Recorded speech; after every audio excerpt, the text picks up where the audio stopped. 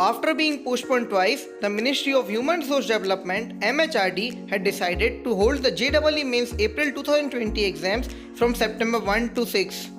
Now there might be a slight change in the schedule as the JEE Mains exam dates are clashing with that of UPSC NDA exams. In a recent tweet, HRD Minister said, "I have received representations from many students regarding the clash of dates of JEE Mains with NDA. The matter has examined students appearing the JEE Mains who could not update that they are also appearing in the NDA exam scheduled on 6th of September should not worry." Later, he added, "NTA will ensure that the two exams don't clash for candidates appearing in both the exams." Would this mean a slight shift in the dates allotted for the JEE Mains exams? Because more than 9 lakh students have registered to apply for JEE Mains, which is the entrance exam for admissions to engineering colleges across India and the first step to apply for the IITs, as only students who have cleared JEE Mains can appear for JEE Advanced. This year, students have got more time to prepare for JEE Mains and NEET. Expert believes that since the time is available to all the students, there are chances that top ranking students would make most of it and the cutoff would go higher this year.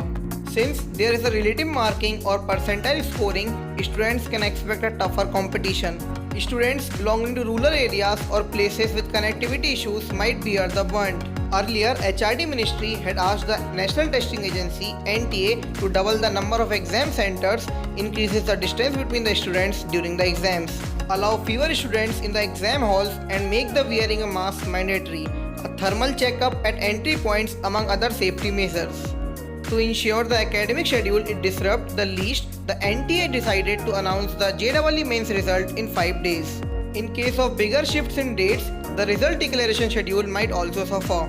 However, it seems likely that alternative arrangements will be made for UPSC NDA applications only.